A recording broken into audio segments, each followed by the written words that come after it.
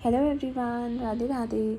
So last video में मैंने avoidant attachment style के बारे में बात किया था। अब ये मेरा फेवरेट टॉपिक है, एंग्शियस अटैचमेंट स्टाइल, क्योंकि मेरा भी जो अटैचमेंट स्टाइल था ना personally, that would come from anxiety and fear. अभी तो बहुत हद तक हील हो गया है, कभी कभी ट्रिगर आता है, बट ऑफ कोर्स अब मुझे समझ में आ गया है कि ओके ये बस फियर है या ये ट्रिगर है, एक्चुअली नहीं होता है। ठीक है, तो ये अगर मैं खुद के भी एक्सपीरियंस से बोलूँ, ये ना usually because fear of being left out, fear of being alone, fear of not having anyone.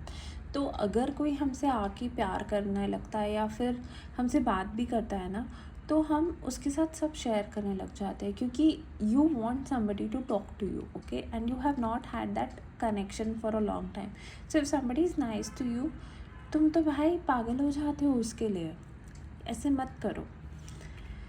And ये कहाँ से आता है स्टेम, कि जब आप अपनी फैमिलीज़ में या फिर अपने रिलेशनशिप्स में आपको बहुत अकेला फील कराया गया हो, आपके घर में, आपके फ्रेंडशिप्स में, ठीक है, आपको बहुत अकेला फील कराया गया हो, या आप हमेशा एक लेफ्ट आउट पर्सनैलिटी हो, तो stop trying to please yourself कि oh I love too much, I feel too deeply, I am too sensitive, I am too emotional. No darling, you are not, you're none of above. You do not have the capability to handle your emotions. देखो, emotion सब में होते हैं, कुछ लोग उसको completely avoid कर देते हैं, कुछ लोग उसके साथ ओवरफ्लो करते हैं। कभी कभी ऐसा इसीलिए भी होता है कि जब हम छोटे होते हैं ना, तो हम क्या एक्सपेक्ट करते हैं, हमारे पेरेंट्स हमको सेफ फील कराए या सिक्योर फील कराए, but the roles are reversed जब आप बहुत यंग होते हो। मतलब आपको अपने लिए स्टैंड लेना पड़ता है, लड़ाइयाँ करनी पड़ती है, you have to be the care giver to your family when you are very young. When, ठीक है, कभी कभी तो सिचुएशन होती है, बट जस्ट बिकॉज पेरेंट्स इतने इमोशनली इंटेलिजेंट नहीं होते हैं या उनको ये सब नहीं समझ में आता है, जो 90% पेरेंट्स को नहीं आता है, तो हमारा वो स्टाइल हो जाता है। अब ये वाला अटैचमेंट स्टाइल मैं जनरलाइज नहीं कर रही हूँ, बट मोस्टली लड़कियों का होता है, क्योंकि बचपन से हमको सिखाया जाता है नहीं, प्यार से रहो, सबके साथ अच्छे से रहो। तो हमें क्या लगता है, अरे हम इसके लिए ये कर देंगे या वो कर देंगे, या if I just step down and I give everything, maybe this person will start valuing me और लविंग मी। कभी कभी फैमिली पैटर्न्स भी होते हैं, हम देखते हैं हमारी मम्मियाँ हमेशा अपने आप को सैक्रिफाइस कर रही है, ठीक है। अब इसका भी एक रीज़न होता है, जब हम ओवर सैक्रिफाइस करते हैं ना किसी के लिए, तो हमें चाहते हैं कि वो इंसान हमारे पे डिपेंडेंट हो जाए, हम एक डिपेंडेंट रिलेशनशिप बिल्ड करते हैं। अब एक वो सीरीज़ आ रही है फैमिली मैटर्स, आपने वहाँ पे देखा होगा कि वो जो उसके मम्मी पापा है, ठीक है, उसमें कैसे वो दवाई और पानी के लिए भी उसकी वाइफ पे डिपेंडेंट है, और वो एक दिन नहीं होती है तो वो खाना भी नहीं डाल के लेता है। तो ये एक डिपेंडेंट रिलेशनशिप है, दिस इज़ नॉट लव। अब वहाँ पे अवॉइडेंट एंड एंग्शियस, वो female, she wants to be desired, she wants to be validated, she wants to be seen, इसीलिए वो इतना एक्सेसिव काम करती है। क्यों भाई, कोई अपना पानी का ग्लास नहीं उठा के ले सकता क्या? What nonsense is this. अब मैं फेमिनिज्म नहीं प्रमोट कर रही हूँ, ना ही मैं ब्रेन वॉश कर रही हूँ, बट आप लोग खुद समझो, हम लोग सब एक ह्यूमन बीइंग है, मेल बॉडी, फीमेल बॉडी, वो हमारी सोल की चॉइस है, करेक्ट। हम कुत्ता बिल्ली भी बन सकते हैं अगले जन्म में। आपने कभी देखा है किसी फीमेल डॉग को मेल डॉग के लिए खाना लाते हुए या फिर उसके पैर दबाते हुए रात को, या किसी भी एनिमल को? क्योंकि ये रूल नहीं है किसी को भी अपने आप को पूरी तरह से नहीं न्योछावर करना। You have to maintain that individuality. See, caregivers female है and men are suppose to be bread earners, but वो इतना टॉक्सिक हो गया था ना साइकिल, इसलिए अब वो साइकिल ब्रेक हो रहा है। अब कमिंग टू दिस, ये एंग्शियस अटैचमेंट क्यों होता है? जब हम लोग एक कोडिपेंडेंसी बिल्ड कर देते हैं कि अरे वो नहीं होगा तो मेरा क्या होगा, तो पहले से ही एक फियर बैठ गया, ठीक है, बचपन से कोई फियर बैठ जाता है, फिर वही फियर आपके अडल्टहुड में आता है कि ओ मुझे कुछ नहीं मिला तो मेरा क्या होगा, मैंने पैसे नहीं कमाए तो मेरा क्या होगा। तो यू गो क्रेजी, लाइक कुछ आपने देखा होगा अपने ऑफिसेस में, फुल चाटू एम्प्लॉयज़ होते हैं कि अपने बॉस के आगे पीछे घूमते रहते हैं। क्यों? प्रमोशन नहीं, एंड कुछ होते हैं वो देखा जाएगा, मैं अपने टैलेंट के हिसाब से कर लूँगा या कर लूँगी। तो वो जो चाटू टाइप्स के होते हैं ना, they are because again anxious कि यार मुझे पैसा चाहिए, मुझे पैसा चाहिए, मुझे पैसा चाहिए, नहीं तो ऐसे हो जाएगा, नहीं तो वैसे हो जाएगा। एंक्शियस अटैचमेंट स्टाइल वाले ना थोड़े बहुत क्लिंगी और ओवर डिपेंडेंट होते हैं। उनको रिजेक्शन और अबैंडनमेंट इश्यूज बहुत होते हैं, मतलब कोई उनको रिजेक्ट करता है तो उनको बहुत हर्ट होता है, even if you don't want the person, but if that person tends to reject you ना, तो भाई तुम पागल हो जाते हो, ठीक है। तो ये सब बेसिकली मोस्टली चाइल्डहुड ट्रॉमा या फिर कोई ट्रॉमेटिक एक्सपीरियंस से, या फिर जैसे हमारा अपब्रिंगिंग होता है कि अकेले रह जाओगे, कोई नहीं मिलेगा, क्या करोगे, क्या नहीं करोगे, तो उसी से आता है। और आपके इमोशंस हाइपर एक्टिव होते हैं। You are not over emotions और ओवर सेंसिटिव। आपको पता नहीं है अपने आप को या अपने इमोशंस को कैसे हैंडल करना।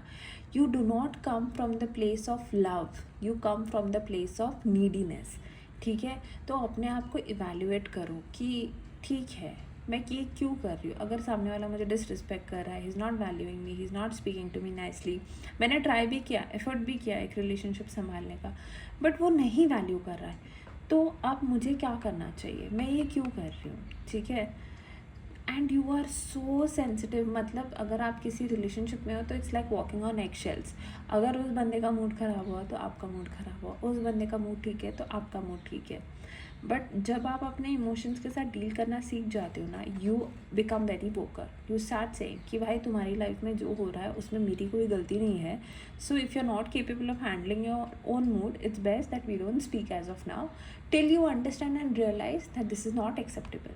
और अगर सामने वाला वो कभी रियलाइज़ करता ही नहीं है तो please don't be in such connections, क्योंकि क्या हो जाएगा ना आगे जाके, एक तो आप ऑलरेडी इतने सेंसिटिव बन चुके हो तो आप खुद को और हर्ट करते रहोगे। ऐसे लोगों को स्पेसिफिकली पहले अपने पैटर्न्स एनालाइज करने चाहिए कि मुझे क्या प्रॉब्लम है, मतलब प्रॉब्लम आई मीन क्या फियर है। Is it fear of abandonment, fear of being left alone, बुढ़ापे पे मेरा सहारा क्यों होगा, ओके। तो ये सब आप थोड़ा सोचो कि ये कहाँ से आ रहा है, क्यों आ रहा है, and how can I deal with it. मतलब आप उसके कोर पे जाओ, नहीं तो आप पता है क्या करते रहोगे। जितने मैंने रिलेशनशिप्स भी एनालाइज किए थे मेरे टारो रीडिंग्स में in the past, girls would be obsessed कि मैम वो कब ऐसे करेगा, वो क्यों नहीं ऐसे कर रहा, वो क्यों ऐसे नहीं कर रहा, वो मुझसे बात कब करेगा, वो मुझे कॉल कब करेगा, मैम वो चेंज क्यों नहीं हो रहा। अरे बहन तुम चेंज हो जाओ ना, कैन बी कंट्रोल वो क्या कर रहा है, नहीं राइट। वी कैन कंट्रोल हम क्या कर रहे हैं। देखो ये प्रोसेस होता है। हाँ कभी कभी पूछ लिया कि चलो एनर्जीज क्या है, बात होगी नहीं होगी, आई अंडरस्टैंड, बट ऑब्सेसिव नहीं करना है। ये दोनों जो अटैचमेंट स्टाइल्स हैं ना, उसके लिए एक थेरेपी भी आती है, कॉन्जिटिव बिहेवियर थेरेपी ऐसा कुछ होता है, ठीक है।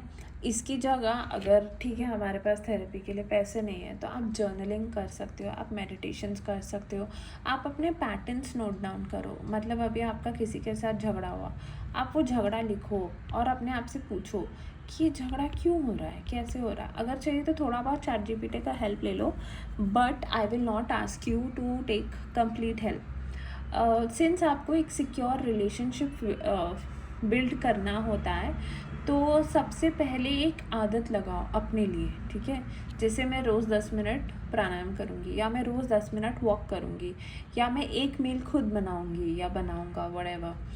मतलब बहुत एक्सेसिव मत बोलो। आई will not suggest gym Vim, क्योंकि वो ऑलरेडी ना और आपको एंग्जाइटी देगा कि अरे आज इतना वेट लिफ्ट करना है, लोग देख रहे हैं। एक सिंपल हैबिट बनाओ, ठीक है, हाँ चलो मैं वॉक पे जाऊँगी, ओके, नहीं तो I will dress up today, नहीं तो I will do pranayama today, और आई मेडिटेट। नहीं तो मैं जो एक हैबिट बनाओ जो ज़मीन आसमान एक हो जाए, you will do it. Even if you are not feeling well, you will get up and you will do that habit, not forcibly but in a way you enjoy. कुछ तो होगा जो आपको पसंद होगा, क्योंकि देखो जब मैं इस हैबिट से डील, मतलब जब मैं अपने आप को ट्राई करी थी ना हील करने का, मैंने प्लांट्स को पानी देने का हैबिट बनाया था, क्योंकि मुझे ना हमेशा से फ्लावर्स बहुत पसंद थे।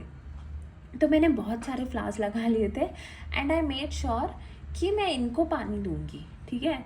मतलब I will nourish them like I want to nourish myself. तो they were like a representation of my internal state.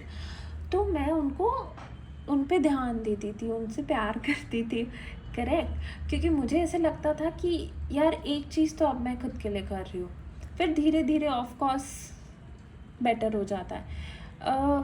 और अपने रिलेशनशिप्स में ना फिर बाउंड्रीज क्रिएट करना स्टार्ट किया कि मुझे अगर कुछ पसंद नहीं आ रहा था ना, मैं क्लियरली बोल देती थी कि see I am not okay with it. मुझे बहुत टाइम लगा था ऑनेस्टली बोलूँ तो. पहले एक बार बोला, पहले 7-8 महीने लग गए, फिर बोला, फिर 2-3 महीने में बोला, फिर 2-3 दिन में बोला. क्योंकि ना तुम्हारा माइंड एक फ्रीज मोड पे चला जाता है. I know most of you won't believe. आपको समझ ही नहीं आता है आपके साथ लोग कैसे बिहेव करें. आपको लगता है हाँ ठीक है यार, ठीक है जाने दो. फिर बाद में यू अंडरस्टैंड ओह दिस तो वो ना धीरे धीरे होता है. ओके. तो just let it be, forgive yourself and allow it to happen. Why I can explain you better in this case, क्योंकि मैं ना एंग्शियस या तो अवॉइडेंट, या तो मैं पूरी एंग्शियस पूरी प्रेमिका बन जाती थी, नहीं तो मैं ऐसे अवॉइड करती थी जैसे तुम जिंदा ही नहीं हो. तो मुझे ये अपना हील करना था. तो मैंने बहुत रिफ्लेक्शन, पैटर्न एनालाइजिंग, हीलिंग्स, बहुत सब करके थोड़ा थोड़ा करके अपने आप को फिर नॉर्मल में लेके आई हूँ कि अब मुझे समझ आ जाता है. मैं तो अब ऐसे बैठ के सामने वाले का भी एनालाइज कर देती हूँ कि ओ ठीक है, you are coming from this place, तुम्हारे ये ट्रॉमा है. तो अब तो ऐसा हो गया है कि मैं तो सामने वाले के ट्रॉमास भी बता दूँ if I sit and talk to you for 2 hours. ठीक है.